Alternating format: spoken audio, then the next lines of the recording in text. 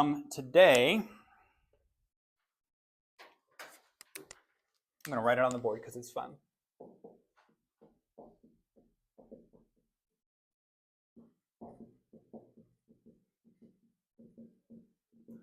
Today's topic is theological anthropology. What do I mean by this?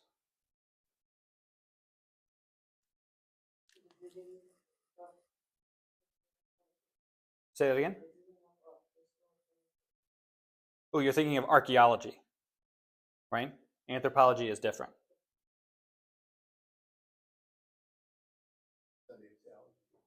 Okay, theology. What is this word? What is anthro?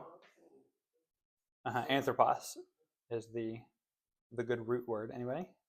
Study of something. Study of people. Yeah. Study of people. Who said that? Yes. So this is the study of people. Anthropology is you could take a class in college on anthropology, the study of people and their movements in society and whatever. We're talking about theological anthropology, meaning what are our theological views of humanity, of people, of who we are as human beings, right? This is what we're talking about today. Next week, we will actually talk about sin and the effects of sin and the fall of humanity, right? So we're going to avoid talking about that as much as we can today, but it's kind of intertwined, right? Because all of your experiences with humanity are tainted by sin. Any experiences you have in yourself, in your own internal investigations, and any experiences you have with any other person is tainted by sin, right? If you're interacting with another person, it's doubly tainted by sin because your observations are tainted by sin and their actions are tainted by sin, right? So any observations you make, sin is all around the way that we interact with other people, right? What we're going to talk about today is kind of the pure anthropology in terms of what makes humanity what it is. So we're going to try to talk about it apart from the fall so that we can talk about it Tuesday and Thursday next week regarding the fall. Good? So what we're really talking about is, this picture keeps coming up, is humanity. When we started off the lesson on God, what was my question that we started off with about God? What is God? Right? I didn't say, who is God? I said, what is God? So the question we're starting off today, what are you? And by that, I mean, I don't mean, who are you? I'm such and such a person, and I'm this old, and this is what I'm studying, and this is the music that I like, and whatever. That's not what I'm talking about. I'm talking about, what are you? As a human being, okay? And what does that mean?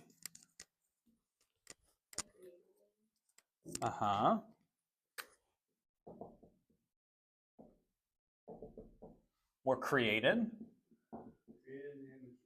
Image of God. I wonder what that means.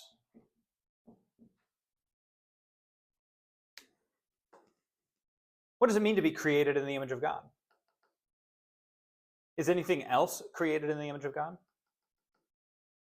Does it mean we have two arms that kind of come out of the top of our torso, and we have two legs that come out of the bottom of our torso, and we have a head up here that's on this little like thin, toothpick little neck, and we wobble around, and this is where our brain is. And we're in the image of God, meaning God looks the same way that we do? Is that what it means to be the image of God? Right, you're all kind of saying no, right? What does it mean? Go ahead. I'm following along here. It says rational, spiritual, and moral attributes. Okay, that's a claim. Rational. What was the other one? Spiritual and moral attributes. Spiritual and moral. Okay. Is anything else created in the image of God?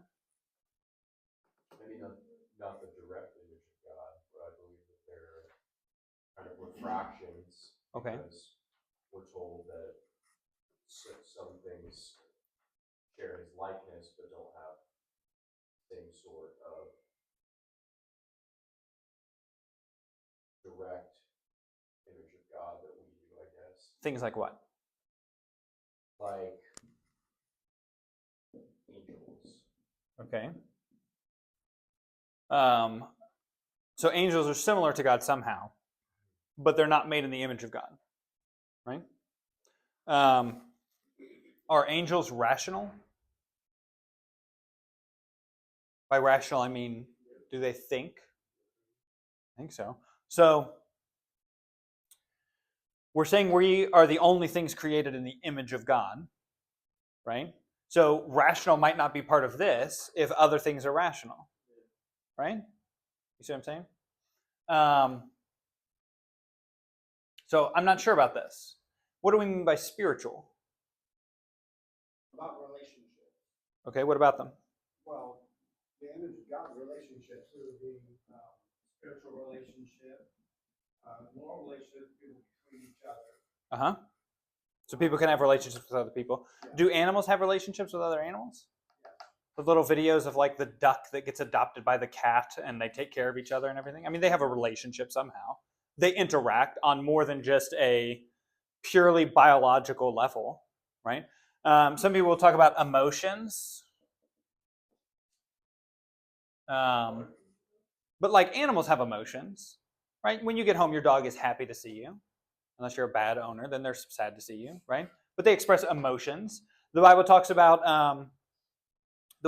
horses being proud of their manes, right? They have long flowing manes behind their backs, and horses are proud of them. That seems to be a moral attribute, right? It might be a metaphor, but the Bible doesn't really have a problem with attributing that to horses, which we would tend to say pride is like a uniquely human thing, right? We brought up angels a minute ago. Angels can be proud, right? We think of like the chief example of Satan, right? His defining characteristic that brought about his fall was pride, right? So all of the angels have some sort of moral component to them, right? Which seems to be something different than this. A lot of people will say we're made in the image of God, which means we have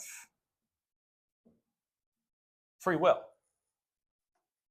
And this is what we've been talking about, is ultimate self-determination, choosing your own outcome. That's what it means to be made in the image of God, because God has ultimate self-determination.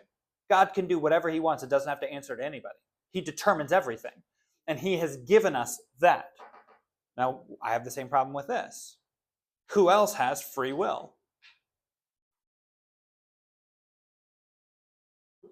Angels. Right? Because Satan wasn't the only one that fell. He took a third of the angels with him. They seem to be able to make some sort of free choice about their eternal outcome. And because of their pride, they rebel against God. Right? So the questions that I'm asking are, the Bible tells us we're human beings. The Bible tells us that we're created, and that we're created in the image of God, the likeness of God. Right? But my question is, what makes us different than other stuff? What makes us different than God? What makes us different than angels or from animals? Right? I think we all kind of have like a tiered system in our minds, right? God is where's a good spot? God is way up here, and then under him are angels, and then probably a little under the angels are human beings, and then under that are animals. And humans have authority over animals. I don't know if angels have authority over us. But what's going to happen when we're redeemed in the future? We end up having authority over the angels. Right? Go ahead. In Genesis, it says that we're to rule have dominion over the earth and Uh-huh. animals. Uh-huh. So we're put above them. Yeah. Uh-huh. But my question is, this seems to be in the Bible the defining characteristic that makes us different than everything else, right? That puts us in a unique position before God. Because I don't know, it doesn't seem like angels are made in the image of God. So somehow we have something different. I think it's probably extra biblical speculation, but the idea is that Satan was jealous of humanity specifically. That Satan saw human beings as created and given this and recognized that God loved them more than him. He thought himself to be, Satan specifically thought himself to be the pinnacle of creation until we came along. And then that's what stirred up his pride, was that he did not feel like he was in the position of like chief authority under God anymore, right? And that's what stirred up rebellion against God. People will say that's why he tempted Eve first, because Eve is like the absolute pinnacle of creation, even after Adam, is because she was very good, and he wanted to tempt her and make her fall, thinking, well, God made these humans and put them up here, and if I can get them to fall, then I'll be back on top, right? In terms of this hierarchy. Right? The Bible doesn't give us a lot of answers to these sorts of questions. Specifically, what does it mean to be made in the image of God? Right? I think a lot of people will say because we're in the image of God, we can have relationship with God. Right? We have spirits that can relate to God. I don't know. Angels seem to be able to do that also, right? Michael and Gabriel and whoever, they seem to have some sort of relationship with God. I don't know that they're just automatons. They're robots doing God's will. I don't know. I like to think that they have some sort of free will, some sort of choice, some sort of relationship with God. I don't know. The Bible doesn't tell us that at all. The Bible does not tell us anything about like angels and demons that people want to speculate about. Questions on any of this? I'm asking a lot of questions and not giving a lot of answers. Good. Another thing. What?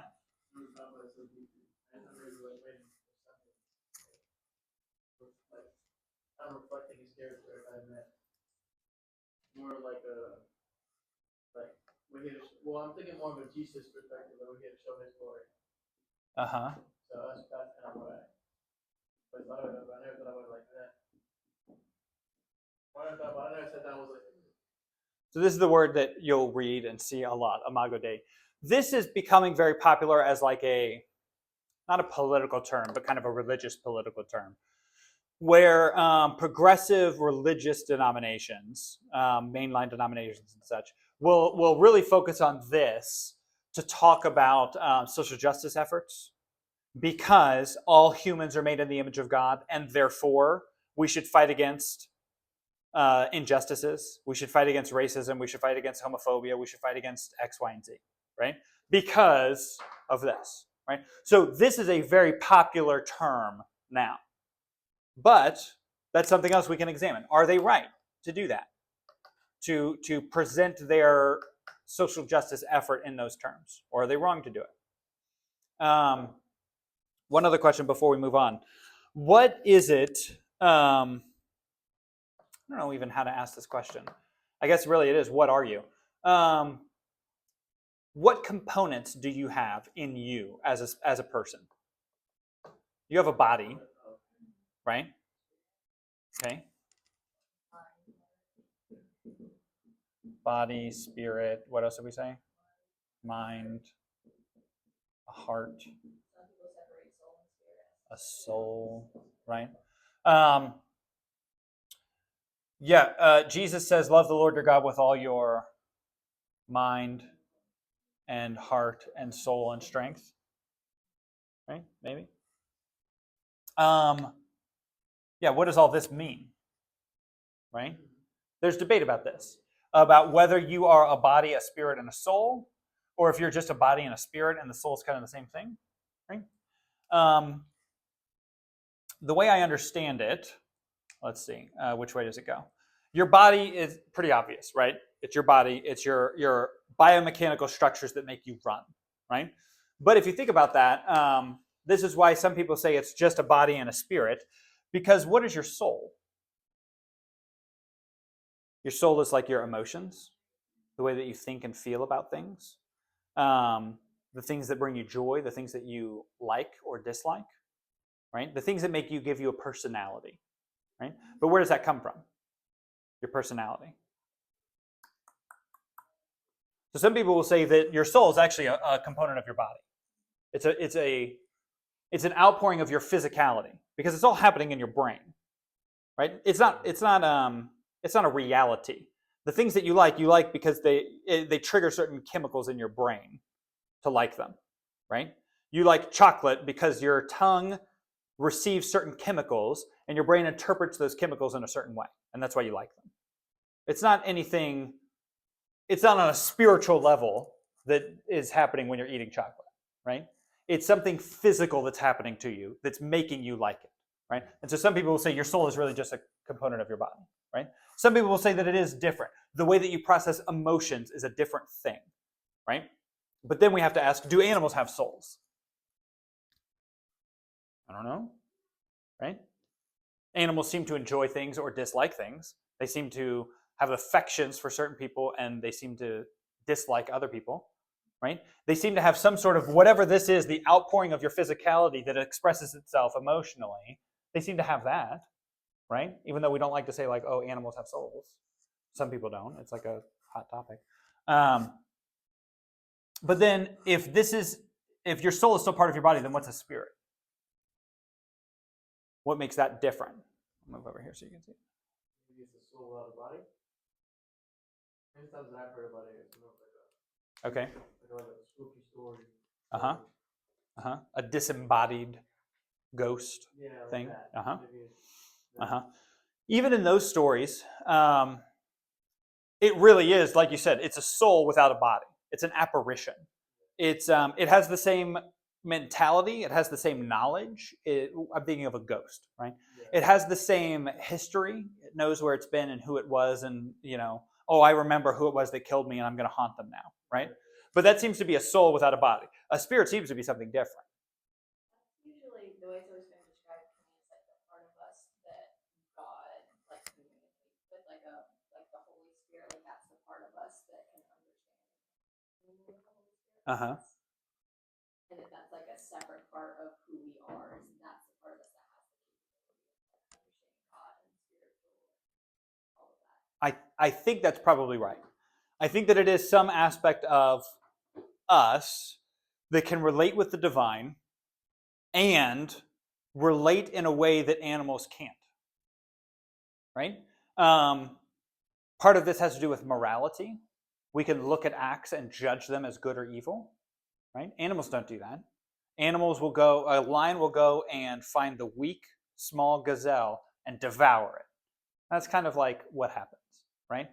But if we sought out a group of people and thought, the weakest one is the one that I'm going to go and kill, we would define that as evil. We would judge that morally, right? And I think that comes from this aspect of us, right? Then what's the problem with this? We just said our spirit is capable of discerning from good and evil. Have we always been able to do that? Is this an intrinsic part of being human? Or is this a result of the fall? Because what did Adam and Eve eat that made us actually fall? Fruit from the tree of the knowledge of good and evil. Could they discern good and evil before they ate the fruit? We really don't know. Satan says that they can't. I don't know how much we should trust. I think I was going to say, I would argue the same. Because, maybe from like the why is evil necessary, or why is the problem of evil, I would argue that maybe that would align with like the necessity of evil to know what is good. God gives them a command. Before the fall, before they eat, God tells them, you can do whatever you want, don't eat from this tree. That implies that they can, on some level, rationalize good and evil. That they are capable of judging correctly what's good and what's evil. Because they're capable of obedience and disobedience. Right? So how do we factor that into our spirit? Maybe it is part of our creation that we can judge morality when animals can't. Right? I don't know. I guess what makes us different from angels is that we do have a body. Right? And angels don't. Maybe that's what makes us different, is that we have physicality tied to our spiritual component. And they're just spirit. I don't know. Maybe they're spirit and soul because they have personalities. I don't know. I don't know anything about angels. None of us do. The Bible doesn't really give us this information, right? What's that? Ask the Pope. He'll tell me. He'll sit on his throne. I would say heart is probably part of this, right? The things that you love are probably part of what we would define as the soul. I think your mind is probably part of this. The things that you know, the way that you rationalize things, how you think, how intelligent you are, is probably part of this, right? But there's a huge debate about whether there's a difference in the spirit and the soul, or whether it's part of the same thing, two words for the same term. The Bible uses them interchangeably sometimes. The Bible defines them differently sometimes. The Bible doesn't really give us an answer as to what components actually make up you as a person, as a human entity. Go ahead. So I'm trying to connect these. So in today's terms, you hear it all the time, may God have mercy on his soul. So that's the long run, right? And then like right now, people are trying to get into the Christmas spirit. Actions, attitudes. Am I tracking the same way with the Because these words are so closely related, we use them interchangeably most of the time. I just described the soul being your seat of emotions. Right. Right? When someone says, may God have mercy on your soul, that is after you pass, that's gone. But when you're alive, you have the spirit, which gives you the attitude and the actions to want to be more right. So what I'm saying is the Bible uses these terms interchangeably. The way that I just defined them was that your soul is the seat of your emotions, the spirit is this eternal spiritual being. You could use the terms opposite. You could, just like you just said, we're getting into the Christmas spirit. We're emotionally driven, and it's invigorating our spirit to act a certain way because we enjoy it. And we say that about animals too. That animal has that horse is showing spirit in the way that it's running well in the race or whatever. And then we also say the same thing about souls being this eternal spiritual being. Your soul will live on after you die. Or somebody that you love and that you'll spend the rest of your life with is your soul mate. The mate for not the physical aspect of who you are, but the eternal aspect of your being, right? We use the terms interchangeably. The Bible uses the terms interchangeably. And that's difficult because when we talk about the soul as this eternal spiritual being, it gets confusing because what part of God does our soul interact with the most? The Holy Spirit, which again would be a discrepancy. If we're saying that the soul is the part that communes with God, we're communing with God's Spirit, it's not the Holy Soul, right? The terminology is confusing, right? And it gets muddled up. I am of the opinion, and our book talks about both views. I am of the opinion that these are two different things. That your emotional seat is not tied to the spiritual aspect of you that will live on, right?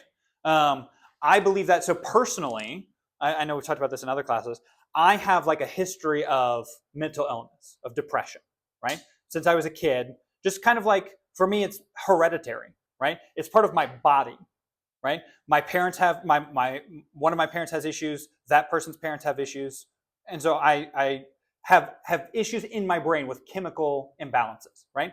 It is not part of my eternal being, right? When I die and go to heaven, I will not experience that issue anymore, right? When I'm resurrected and put into a whole body, I will not have that issue anymore, right? And it's not that I have, childhood trauma. It's not that I need to go and talk to a therapist. It's not like anything happened to me. I have a physical, chemical issue in my brain, and it plays itself out by toying with my emotions. Does that make sense? And so I prefer to think that the way that the chemicals in my brain make my emotions malfunction, doesn't have anything to do with my spiritual being, right? Maybe that's just my own bias that makes me prefer that those be different things. Does that make sense? Good? Don't want to get too deep in here. How do we feel about all of this? Good? So, two more questions. Part of the issue, like I said, is that we are all fallen and we really have no way of knowing. We're given like 2 chapters in the Bible, and most of them don't even have anything to do with us. The creation of the whole world. And humanity is such a small blip in that creative story, and then we immediately fall. So we're given very little detail about who we are as people apart from the fall. For instance, are human beings mortal? Or were we created immortal? Were Adam and Eve intended to live forever? Right? I think a lot of us will look and say, well, sin is what brings in death, and so they weren't created to live forever. We don't know that. We don't know that for sure. If Adam and Eve were created to be eternal beings, immortal, I guess is the proper word. Eternal would imply they existed forever in the opposite direction. But when Adam and Eve were created, were they intended to live forever? Will they live forever? Right? This is something we talk about in Theo 2 with the end of time. When people die and go to hell, do they exist? Does their soul exist immortally, being punished in hell forever? Or do they go to hell where they are destroyed and they no longer exist anymore? That's a very different view. Some Christians will argue that a lifetime of sin does not merit an eternity of punishment. So they die and they're punished and then they're destroyed and they don't exist anymore. They would argue that it is unjust for God to punish someone eternally for a temporary amount of sin. You only sinned for 70 years. So what sense does it make to punish them forever? Right? And then other Christians would say, no, you sinned against the immortal God. You will be punished immortally forever. Right? Those are different views of understanding what happens. But it has to come back to, what were we created to be? Right? And the other question is, were we created free or were we created in bondage? What do I mean by bondage? How free is your will to choose the things you want to choose? Most of us, all of us, the way that Jonathan Edwards describes it, the way that Calvin and Luther describe it, is that our will is in bondage. We have a will, but it is in bondage to what? Sin. Sin has so corrupted us that everything we want to do or try to do is tainted by sin. We are wrapped up in sin to where we never choose the right thing. Right? That's a good question. Paul wrestles with this in Romans 7, right? The things I want to do, I don't do. And the things that I want to do, I can't find myself the will to do them. What a wretched man am I? Who will save me from this body of death? Right? It's a good question, though. What is the status of your will before you get saved versus after you get saved? And what's the status of humanity's will before the fall? You'll see this word, I think, in our reading. Maybe. Prelapsarian. Before the lapse, before the fall. So what we're really talking about is prelapsarian theological anthropology. So if anybody asks what we talked about in class today, we talked about prelapsarian theological anthropology. Okay? It'll be fun. They'll enjoy that. I enjoy it. But before the fall, what were we? Were we free to choose? When you are in sin, are you free to choose? As Christians now, are you free to choose? How free are you? Right? With Adam and Eve, if they're created perfectly, without any sin tainting them, what is it in them that makes them choose to eat the fruit? Right? I sin because I'm a corrupt and evil person. Right? I am morally depraved, and I choose evil because it's part of my nature. Right? Because my genetics are messed up because of sin. My morality, my spirit, my soul are messed up because of sin. And so I choose evil because I don't have a relationship with God and I have a lack inside me that I try to fill with sin. Right? Adam and Eve had none of that. They didn't have the corruption, they didn't have the taint against their spirit, and they didn't have the hole, the lack inside from not having a relationship with God. Why on earth would they ever choose the apple? Right? I don't know. I don't know why they would. It is a point of debate. Before you get saved, say you're 20, you have lived a whole life of sin apart from God. Why on earth would you ever choose Christ? Right? The question becomes, are you actually free to make a choice for God? If you are wrapped up in sin, if you are so debilitated by it that you can't do anything good, how could you choose God? Right? Is your will in such bondage that you can't actually choose good without God helping you? That's kind of the conclusion that most Christians come to. Is whether it's, we talked about this last week, whether God gives the grace to everybody or just the elect, God has to help you out because your will is in such bondage to sin that you cannot choose God. Given the option, you will choose sin 1,000 times out of 1,000 without God helping you out of it, right? Because after the fall, you are not just sick. You are not a sick person in need of a doctor. What are you? You are a dead body in need of resurrection. A sick person can find help for themselves. A dead person can do nothing. God has to come and intervene himself in order to bring you up, right? The question is whether he does that for everybody or for some people, but we'll get into that next for Theo too. That's your illustration. Right.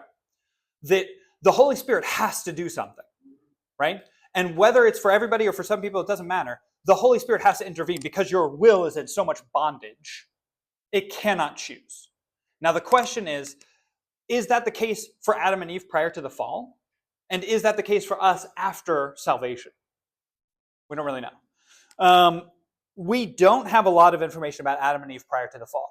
What we do have information about is Jesus, who seems to be the ideal human in terms of what everything a human should be, right? So even though Jesus exists in a fallen world, we might be able to get more information about what it means to be human from him than we can get from Adam and Eve, from the few verses we have about them prior to the fall, right? We know some things. Adam and Eve had jobs, right? They were given a task. They weren't just supposed to like veg out on the couch and watch cartoons all day, right? They had work to do, right? And so we don't need to think of work as a negative thing, a repercussion of the sin. Part of being human is having a purpose from God, right? We could see that from Adam and Eve. We could see that they're meant for relationship with each other and with God. It's fine. But I think Jesus gives us so much more insight into what it means to really be human, right? The characteristics that Jesus displays as the ideal human characteristics, being meek, being patient, being loving and kind, right? The things that he does. He has immense eternal power, right? Jesus. And he does not wield it, right? Maybe that's what it means to be human. I'll show you where my head's at. It reminds me of the Hulk. If anybody remembers the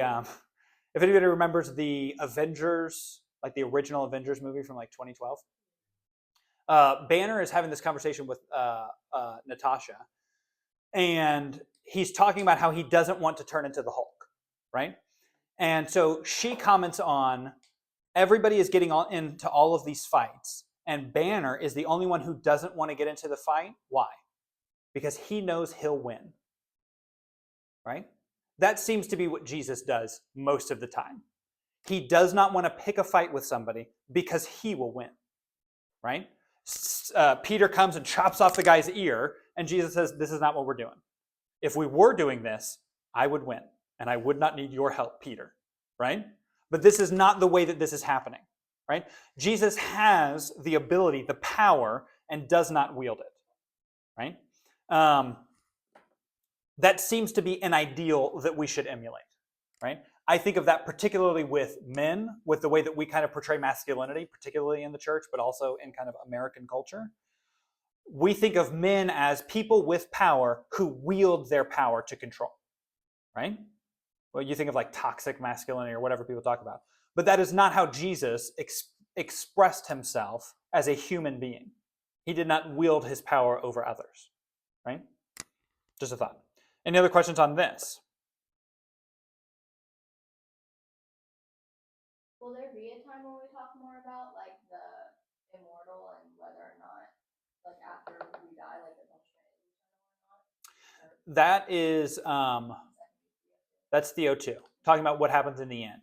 That's the last week of Theo 2 is eschatology, and I do not like it. So you just mentioned it, and I was like, oh, geez, I haven't even thought of that. Yeah, it's a whole. People are very obsessed with eschatology right now, particularly because of like the Left Behind books and all that sort of stuff.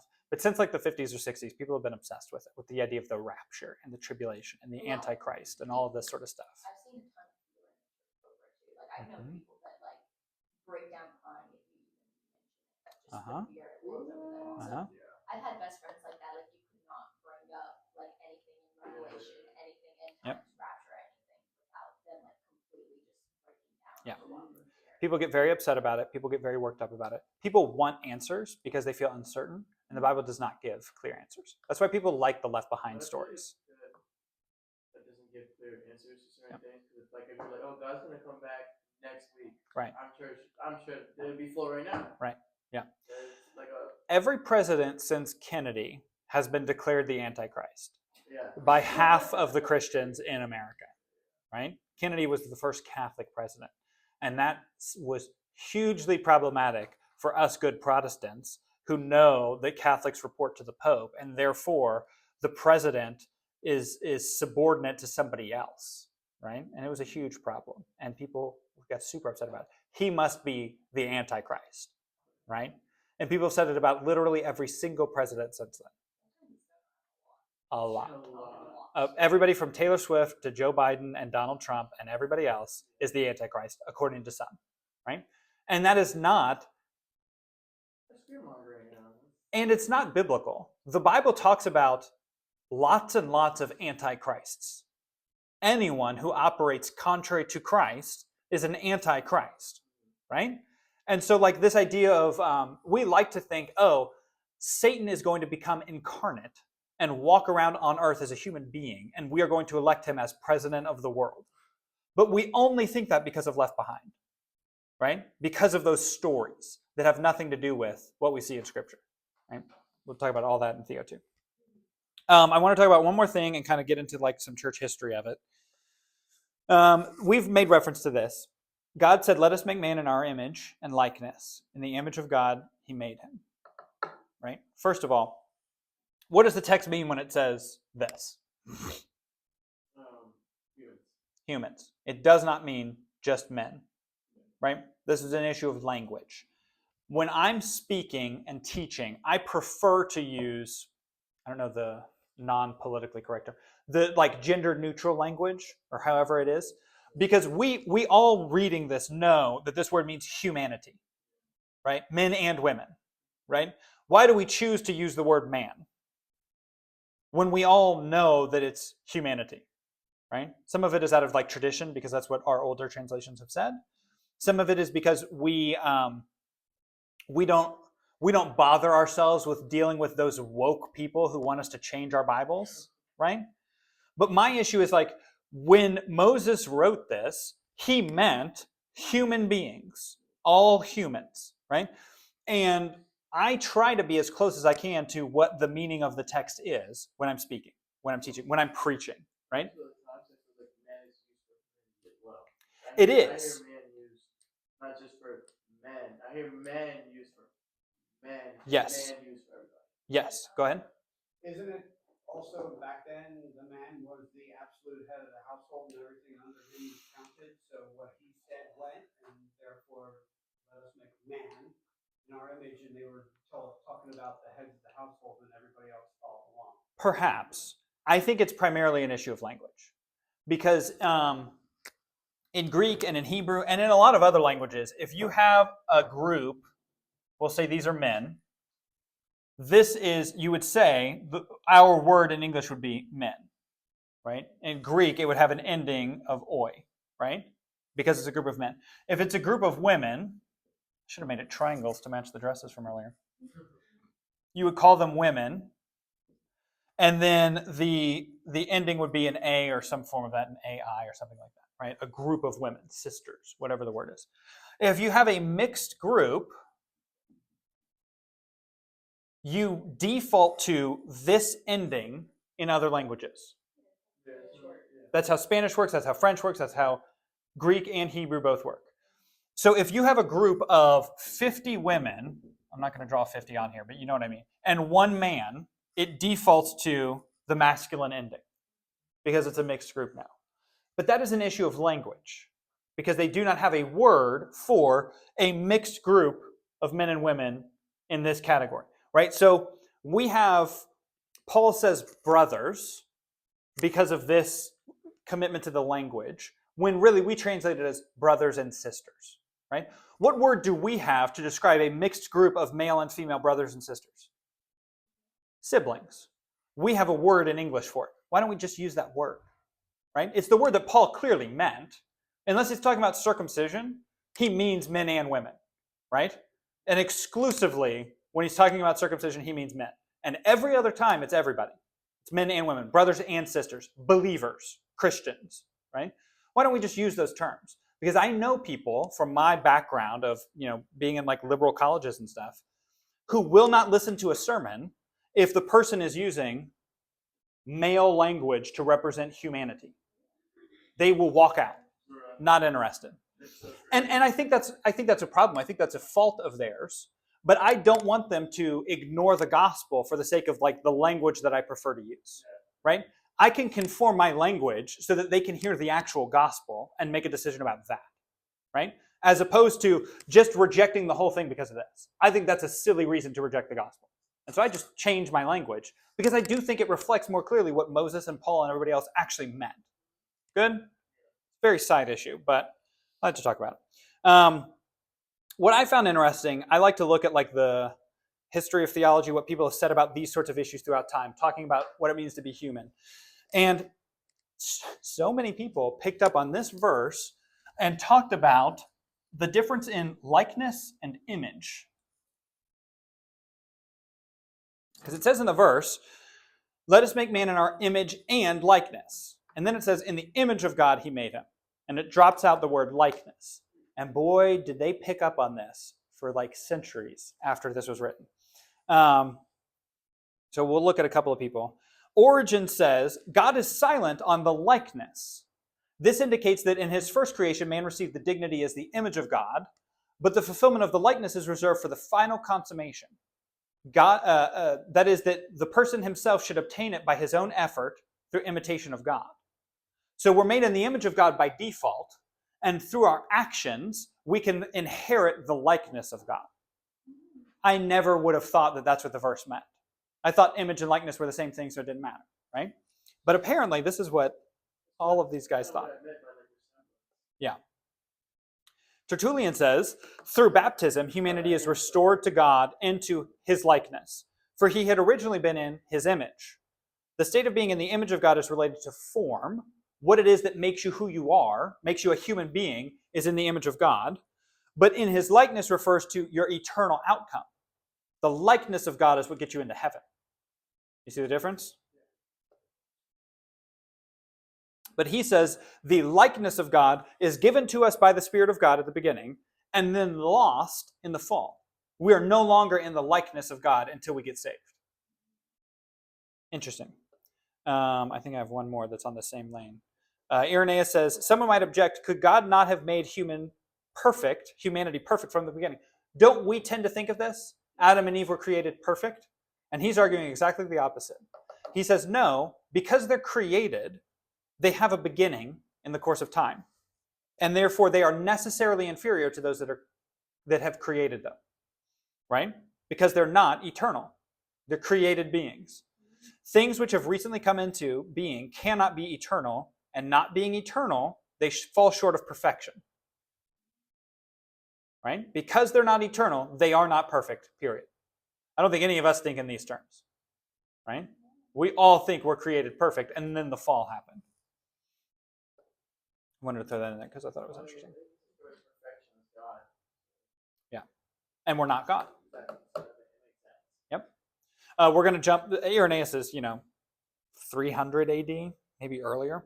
We're going to jump all the way to the 1900s. This is, back to talking about Catholicism, it's just a very Catholic day. This is the Second Vatican Council. This is in the 60s. This is when they decided that we don't have to preach in Latin all the time for people who don't read Latin. This came from this council. But they had a lot of stuff that came out.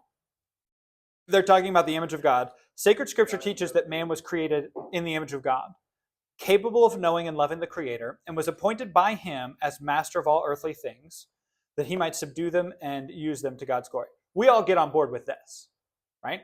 It says we're made in the image of God, and that's what it means. To be in the image of God means that we're capable of knowing and loving God, and therefore we're appointed to do things. We're all on board with that. And then they say, although he was made, by he they mean humanity. They mean Adam maybe, but all of us. Made by God in a state of holiness from the very onset of his history. I don't know what this is supposed to be. Yeah, I guess. I don't know. He abused his liberty at the urging of the evil one. This is getting into the fall, and we'll talk about this next week. But they're saying that human beings were created in a state of holiness, and the evil one messed it up for us. That we were deceived. It wasn't our fault, kind of. Although they would say it's our fault because we're guilty, right? But that it was the instigation of the evil one that brought us out of our state of holiness. Good? I think I have a whole nother slide of stuff from Second Vatican. Oh, we talked about this, that man is made of body and soul. So they would say body and soul, not spirit. They would say soul is the eternal aspect, spirit is part of your body. Right? Your spirit, your seat of emotions is just part of your brain. So body and soul. But they would say, even though you're a body and a soul, you are a singular person. Right? The question is, and people have debated this for centuries, are you a soul that has a body? Are you a body that has a soul? Are you a body and a soul? A lot of us think practically that we are a soul that has a body. We think of ourselves as above all of this. Particularly Christians think of this as, we think of ourselves up here and that we are, what's a good example? We are a computer program that is operating a robot, right? That we are a soul that's just operating this vehicle of our body. And eventually we can ditch the vehicle. We don't need it anymore. And then we'll go to heaven and we'll be what we're supposed to be once we can get rid of this sinful stuff, this like sack of meat that we're all tied to, right? That is not biblical. And I mean, I would agree with the council. You are not a soul that has a body. You're not a body that has a soul. You're both. You as a person are both, right? The Bible even says our body is a temple. Uh-huh. And there's all sorts of stuff about, and this gets back to eschatology. When you die, you go to heaven, right? But then heaven is not eternal. Heaven will not last forever. What will God make after? New heaven and earth. And it seems like, and I don't know, that's why I don't like talking about it, because nobody knows. It seems like you die and your soul goes to heaven, your body rots in the ground. When God recreates everything, you will get a body. And it will look like your body, right? I don't know what age, but you'll look like you because your body is part of you. So your soul will be in heaven with God in heaven forever, for a while, for eternity, however you understand eternity when it's going to end. And then God will make new things. And he will take your soul that's been with him in heaven and put it back in your body, whatever that looks like, because your body's gone by now, because it's been 1,000 years and it's just bones and dust. He'll put you back in your body, and you will walk around and have a job. And you'll have a house. Nice.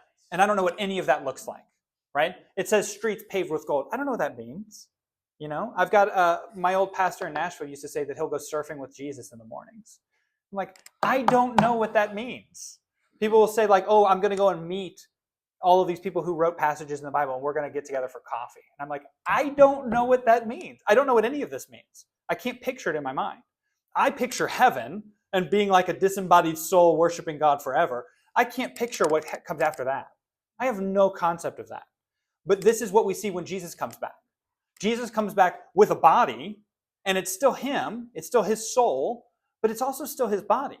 It is somehow a resurrected body that can eat, but can also walk through walls, and also has wounds that will not heal.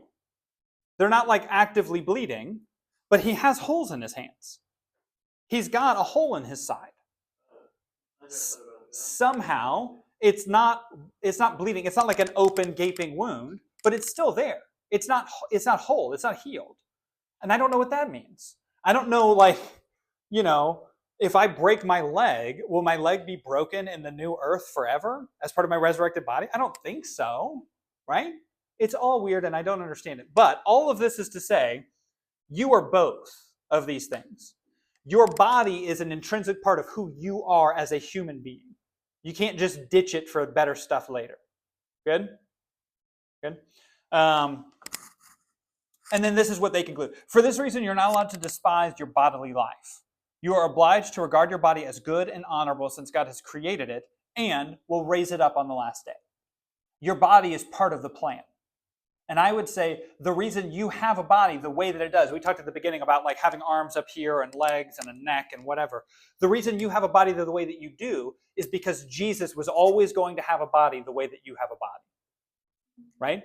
Jesus made a plan, I guess Christ made a plan with God the Father before anything was ever made.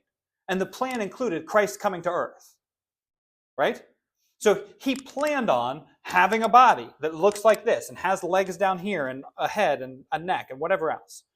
And so when human beings are made, it's kind of like outside of time, I guess it doesn't matter. Jesus already had the plan of what he would look like. And Adam is created based off of the plan of what Jesus was going to look like. Right?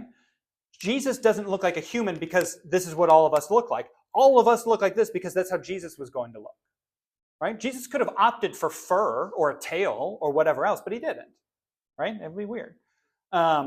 He opted that we would look this way because that's what he was going to look like. Right? Our bodies are important. And I think for, 1,500 years of Christian theology, we have not talked about bodies as being important. We have always defaulted to, you die and your soul goes up to heaven and your body rots because it doesn't matter. Good? So is that, like you said, take care of your body because it's a temple? Is that because, hey, guess what? You're coming back to it one day? I don't know. Make the best of it now because when you come back to it, you're not getting a new model? I don't think so, because I don't think that you're going to wear out your body and be left in the dirt. Yeah. I don't think. I mean, that person who is paralyzed. Right. Are they going to be paralyzed when they get their body back? I don't think so. Yeah. And I have no idea. I don't know what age you're going to look like. Yeah. Right? I feel like I was more physically healthy when I was 22 than I am now. Right? So if given the choice, I would prefer my 22-year-old body to walk around in heaven forever. Right? My knee doesn't hurt as much when I'm 22 as it does now. Right? But I don't know, because I'm going to live to be 80, maybe, hopefully. And I don't know that I'm going to get my 80-year-old body when I die and come back. I don't know. None of us do. Right? Jesus came back with a body that looked just like the body that just died. Right? But also, like, to a problematic extent, it looked like the body that just died. It has wounds on it. And why aren't those better? Right? Like, if you get shot and you die, are you going to have, like, bullet holes in your chest forever? Like, that seems problematic. Maybe the way that I understand it is that Jesus has the wounds, one, because he chooses to. He chooses to have them. And two, because the wounds are part of his character, not part of his body. Him dying on the cross is not just a physical act that he commits, that he brings himself to. It's part of his character to die on the cross. And therefore, he maintains the wounds because he chooses to, because it displays part of his character. And me, like, being paralyzed from the waist down isn't part of my character. It's a defect, right? And so I wouldn't have that in heaven or in new earth forever. because that's not part of my character. It's not something I would choose, right? But I think when Christ comes back and talks to Thomas, he's choosing to have that displayed as part of who he is. Does that make sense? All of this is extra biblical, right? I'm making this up. Jesus choosing to have the wounds. None of that is in the Bible. It doesn't say that. But we don't have any way of knowing, right? Did you have something? I was just gonna ask on like the when like the consequence of sin is usually, I would say, like the sickness and the paralyzed, like that wouldn't be in our new bodies. Would there lie a difference in the fact that his wounds weren't from his personal sin? I don't think so, because it's still sin that kills him, right? And like somebody can sin against you and kill you, and I don't think you'd be stuck with that forever, right? It's like we already talked about. I was just thinking that. So we already talked about superheroes and Avengers in Harry Potter, right? Nearly headless Nick. He was hit with the axe 100 and something times, and they didn't actually cleave through the last bit of flesh, and so he's stuck forever with like a little hinge, right? I don't think that's the way it's going to work. Where like you're stuck in this like apparitional form with the wounds that you received that killed you. I don't think that's it. So I think something's going to be different. I don't know what.